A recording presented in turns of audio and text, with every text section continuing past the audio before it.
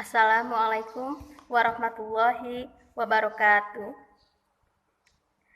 Alhamdulillah, alhamdulillahirabbil alamin wa bihi nasta'in wa ala umuri dunya waddin wassalatu wassalamu ala asrofil anbiya'i wal mursalin sayyidina wa maulana Muhammadin wa ala alihi washabihi ajma'in amma ba'du.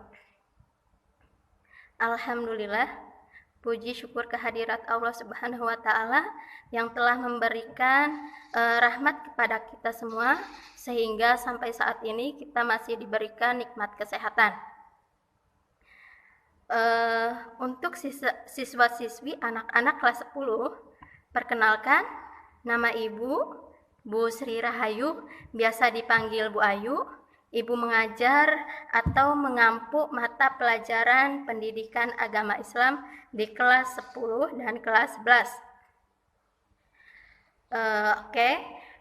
Mungkin beberapa bulan ke belakang kalian melakukan pembelajaran jarak jauh, pembelajaran online di rumah dengan dikasih tugas-tugas dari guru-guru kalian waktu SMP.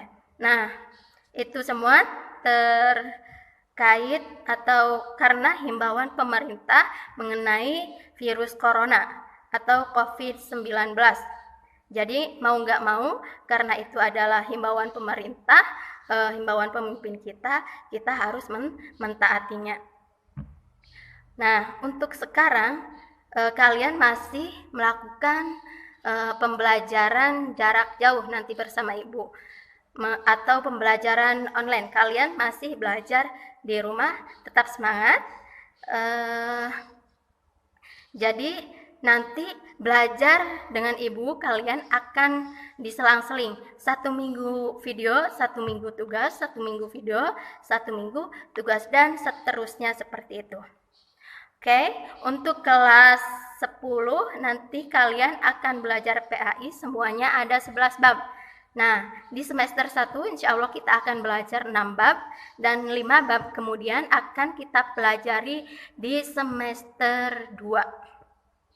Nah, bab 1 yaitu tentang perilaku kontrol diri, prasangka baik, dan persaudaraan.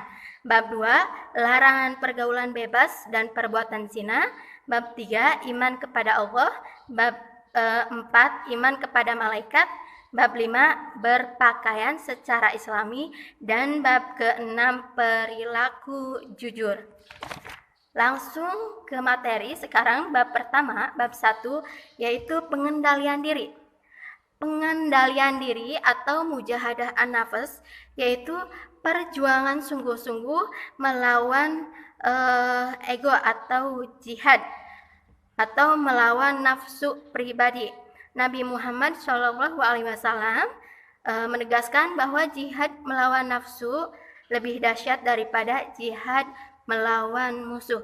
Makanya ada sebuah ungkapan, al-fitnatu minal qatl. Fitnah itu lebih kejam daripada pembunuhan. Kenapa lebih kejam daripada pembunuhan? Karena orang yang melakukan fitnah tersebut pada hakikatnya memiliki ego yang sangat tinggi, nafsu yang tinggi, ingin menghancurkan atau menyingkirkan orang lain, atau ingin memenuhi nafsunya untuk keperluan pribadinya. Dia mengada-adakan suatu obrolan yang enggak sesuai, yang enggak sesuai dengan fakta, yang enggak sesuai dengan realita, alias fitnah. Nah, jadi sebisa mungkin kita harus bisa mengendalikan diri, harus menghindarkan hal tersebut, yaitu dengan mengendalikan diri kita. Bagaimana caranya? Caranya dengan belajar, karena semuanya harus diawali dengan cara belajar. Nah, di sini ada hikmah mujahadah an-nafs. Di sini contohnya ada 3 hikmahnya. Yang pertama, meminimalisasi akibat negatif dari perbuatan yang dilakukan karena dipertimbangkan dengan matang. Jadi untuk meminimalisasi akibat negatif, kita harus pertimbangkan terlebih dahulu dengan matang untuk melakukan hal tersebut. Jadi sebelum kita melakukan hal tersebut, kita pertimbangkan nih baik buruknya. kalau sekiranya dengan kita melakukan hal tersebut akan berdampak negatif atau merugikan orang lain dan merugikan kita, ya sudah, berarti nggak usah kita lakukan. Nah, tapi sebaliknya, kalau kita melakukan hal tersebut justru akan membuahkan hasil, akan berdampak positif kepada kita dan tidak merugikan orang lain, oke, kita laksanakan hal tersebut. Jadi dipertimbangkan terlebih dahulu dengan matang, tidak usah tergesa-gesa. Kemudian yang kedua, berusaha berbuat yang baik dan terbaik. Sebaik perbuatan itu akan dipertanggungjawabkan di hadapan Allah. Ya, oke. Jadi kita harus berusaha berbuat yang baik dan terbaik, karena semua yang kita lakukan akan dipertanggungjawabkan di hadapan Allah, karena nanti di yaumul hisab, meskipun mulut kita nanti dikunci, tapi anggota tubuh kita yang mengerjakan itu akan mewakili menjawabnya. Jadi untuk menghindari hal tersebut, kita harus selalu ingat bahwa kita itu dalam setiap gerak-gerik ibadah kita, dalam kehidupan kita itu selalu ada yang mengawasi. Meskipun orang lain enggak mengetahui kita melakukan hal tersebut, tapi kita harus selalu ingat bahwa ada yang mengawasi kita, yaitu Allah. Kemudian yang ketiga, yaitu tidak cepat bereaksi terhadap berbagai permasalahan yang timbul. Jadi kalau ada suatu permasalahan yang timbul, nggak usah cepat bereaksi. Kita tabayun dulu, kita cari-cari dulu titik permasalahannya, nggak usah langsung bereaksi. Kalau bisa kita bersabar terlebih dahulu. Jadi kalau ada yang berbuat salah kepada kita, berbuat nggak enak kepada kita, ngomong yang nggak enak kepada kita, bersikap yang nggak enak, yang nggak menyenangkan kepada kita, ya udah, nggak usah kita balas, biarkan saja, dan kalau bisa kita doakan supaya orang tersebut disadarkan atau diselamatkan oleh Allah. Jadi kalau kita terus-terusan membalas keburukan orang lain yang dilemparkan kepada kita, maksudnya keburukan orang lain yang diperlakukan kepada kita, jadi apa bedanya kita dengan orang tersebut? Ya, nggak ada bedanya. Jadi kita sama aja kayak orang tersebut yang melakukan kesalahan kepada kita. Jadi supaya kita nggak disamakan dengan mereka, kita harus bisa mengendalikan diri, nggak usah dibalas. Itu caranya dengan belajar. Kemudian tadi hikmah, sekarang cara mujahadah an-nafas. Caranya yaitu bersabar. Yang pertama, bersabar atau menyisihkan waktu yang lebih lama untuk mengambil keputusan dari perbuatan yang akan dilakukan. Nah, caranya yaitu bersabar. Selain bersabar, kita menyisihkan waktu terlebih dahulu yang lama. Nggak usah tergesa-gesa dalam melakukan suatu perbuatan. Karena biasanya kalau kita tergesa-gesa dalam melakukan suatu perbuatan atau memutuskan suatu masalah, biasanya keputusan tersebut kurang baik. Jadi supaya lebih afdol, kita harus pertimbangkan terlebih dahulu dengan waktu yang lama, menyisihkan waktu yang lebih lama. Kemudian yang kedua, memikirkan akibat dari perbuatan yang akan kita lakukan. Jadi kita pikirkan terlebih dahulu nih, akibatnya apa kalau kita mau melakukan sesuatu. Kalau ternyata kita melakukan sesuatu tersebut akan berdampak atau bernilai negatif, akan merugikan kita dan merugikan orang lain, jadi nggak usah kita lakukan, nggak usah kita laksanakan, tahan untuk tidak melaksanakannya. Tetapi sebaliknya, kalau dengan kita melaksanakan suatu hal tersebut akan mendatangkan suatu kemaslahatan, suatu manfaat bagi kita, dan mendatangkan kebaikan untuk orang lain, oke, berarti itu bagus untuk kita laksanakan, untuk kita perbuat. Oke, kita laksanakan. Jadi dipikirkan terlebih dahulu baik buruknya, akibatnya kedepannya seperti apa. Nah, yang ketiga yaitu berzikir kepada Allah. Jadi karena dengan berzikir insya Allah hati dan lisan kita akan mudah terkendali. Kemudian yang keempat yaitu berdoa kepada Allah. Nah, setelah semua upaya dilakukan, yang terakhir itu berdoa kepada Allah, karena kekuatan orang Islam, umat Islam itu yaitu dengan cara berdoa. Kita bertawakal kepada Allah, berserah diri kepada Allah, serahkan semuanya. Setelah segala upaya kita lakukan, kita berdoa kepada Allah dan tawakal, serahkan semuanya kepada Allah. Nah, kemudian yang kedua, tadi yang pertama pengendalian diri, yang kedua yaitu persaudaraan atau ukhuwah. Nah, kata ukhuwah menurut bahasa berasal dari kata akhun, yang artinya berserikat atau persaudaraan. Jika kata ini dirangkai dengan Islamiyah, maka pengertian ukhuwah Islamiyah adalah persaudaraan yang bersifat Islami atau yang diajarkan oleh Islam. Nah, bentuk-bentuk ukhuwah. Bentuk-bentuk ukhuwah ada 4. Yang pertama yaitu ukhuwah ubudiyah. Ukhuwah ubudiyah yaitu persaudaraan karena sesama makhluk yang tunduk kepada Allah. Jadi semua makhluk di muka bumi ini tunduk kepada Allah pada hakikatnya ya. Tumbuhan, hewan-hewan itu semuanya tunduk kepada Allah. Tumbuhan sambil bergoyang-goyang tertiup oleh angin sebenarnya itu sedang bertasbih. Mereka tunduk kepada Allah, begitu juga dengan hewan. Jadi kalau kita bisa saling menjaga, kita menjaga tumbuhan, memelihara tumbuhan, itu juga dampak positifnya bisa berimbas kepada kita. Kalau kita sebaliknya menebang hutan liar sembarangan, itu juga akan berdampak negatif terhadap kita. Nah, kemudian untuk hewan juga sebenarnya bertasbih kepada Allah, tunduk kepada Allah. Tapi ada hewan yang disunahkan untuk dibunuh oleh kita, yaitu cicak. Cicak adalah salah satu hewan yang dibenci oleh Rasulullah.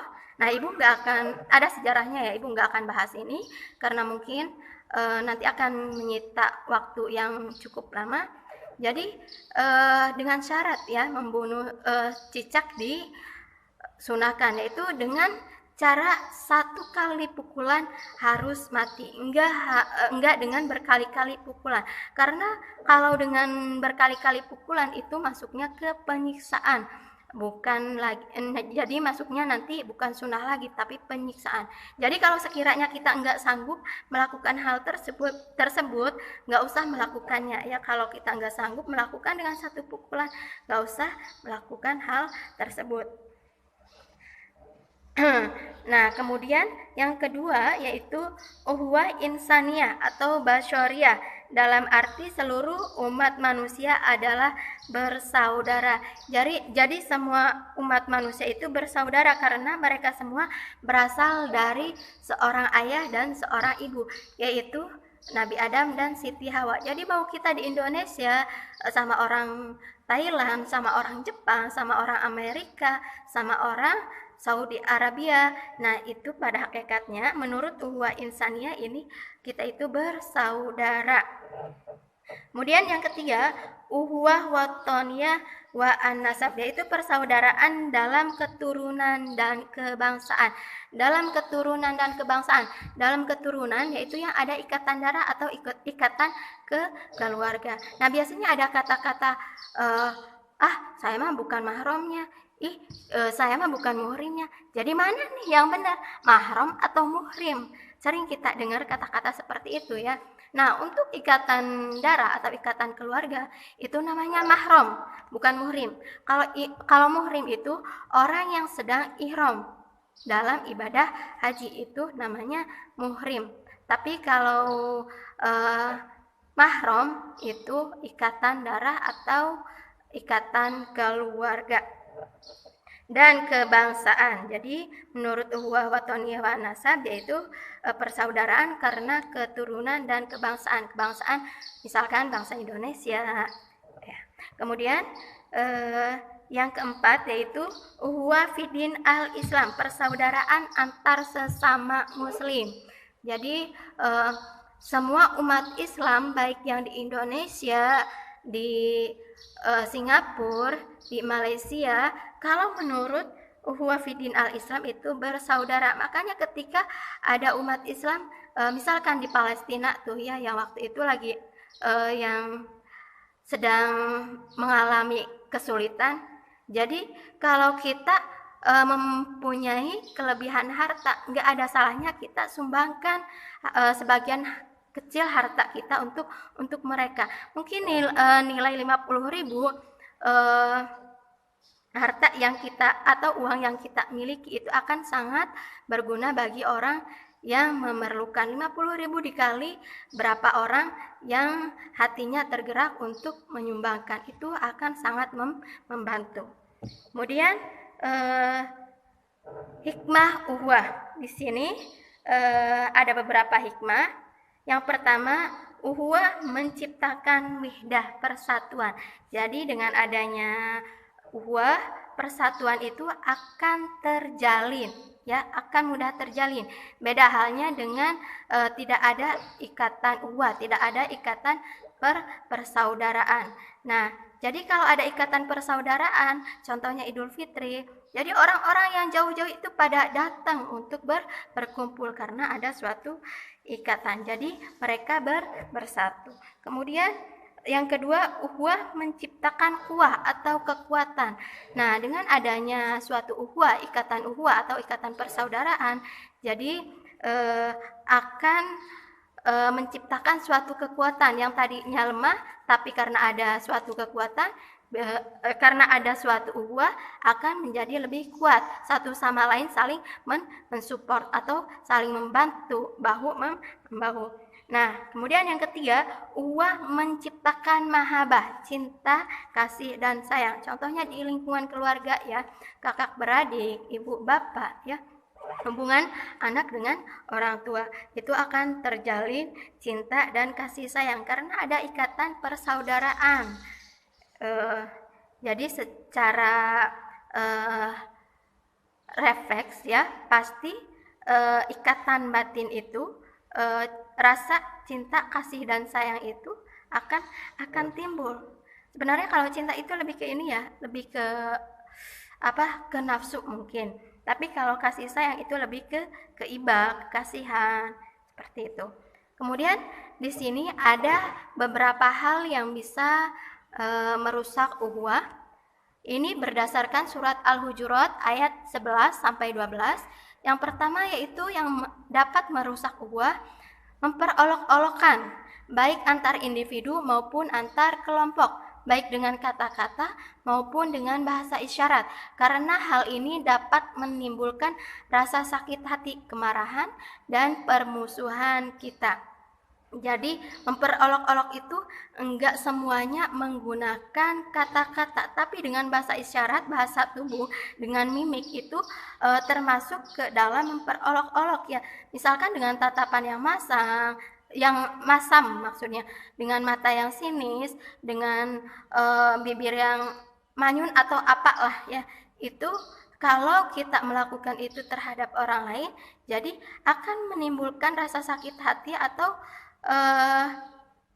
dengan menimbulkan rasa sakit hati, jadi akan timbul kemarahan atau permusuhan. Jadi hubungannya semakin renggang. Jadi sebisa mungkin kita harus bisa menghindarkan hal tersebut ya. Kemudian yang kedua yaitu mencaci atau menghina orang lain dengan kata-kata yang menyakitkan, apalagi bila kalimat penghinaan itu bukan sesuatu yang benar. Nah, kalau kalimat penghinaan di sini bukan sesuatu yang benar, berarti masuknya ke dalam fitnah. Jadi mencaci saja nggak boleh, apalagi sesuatu tersebut nggak sesuai dengan kenyataan, nggak sesuai fakta ya, bukan sesuatu yang benar. Jadi masuknya ke fitnah. Tadi fitnah lebih kejam daripada pembunuhan. Nah, seseorang yang kalau ada seseorang yang mencaci atau orang tersebut mencaci orang tua orang lain, nah ini sebenarnya orang tersebut sedang mengundang orang lain untuk mencaci orang tua kita. Jadi pada hakikatnya kitalah yang mencaci maki orang tua kita sendiri, karena kita yang mengundang orang lain untuk mencaci maki orang tua kita. Kemudian yang ketiga, memanggil orang lain dengan panggilan atau gelar-gelar yang tidak disukai. Nah, seringkali ini terdengar oleh kita, seseorang itu memanggil dengan panggilan yang tidak disukai. Nah, kalau orang yang dipanggil tersebut dengan panggilan yang bukan nama panggilannya, tetapi merasa fine-fine aja, baik-baik aja, nggak ada masalah atau nggak bereaksi sewot atau enggak suka, jadi nggak apa-apa kita teruskan dengan nama panggilan tersebut. Tapi kalau orang tersebut kita panggilan bukan dengan namanya, dia bereaksi nggak suka atau marah atau bereaksi nggak baik lah, jadi harus kita hentikan, karena dalam hadis juga kita tidak diperbolehkan dengan memanggil panggilan orang dengan gelar-gelar atau panggilan-panggilan yang tidak baik. Kemudian yang keempat yaitu berburuk sangka. Nah, ini merupakan sikap yang bermula dari iri hati atau hasad. Jadi buruk sangka itu salah satu penyakit hati.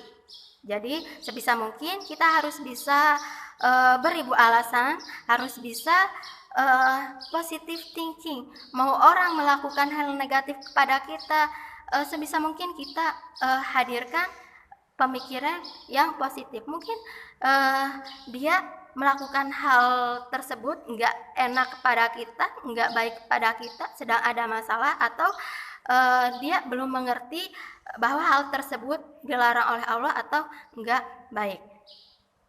Yaitu beberapa hal yang bisa merusak sebuah ukhuwah. Ya, mungkin pembelajaran kali ini bersama Ibu dicukupkan sekian. Mudah-mudahan bermanfaat. Kalau Ibu kecepatan atau ada kata-kata yang kurang berkenan, mohon dimaafkan. Kurang lebihnya minta maaf. Assalamualaikum warahmatullahi wabarakatuh.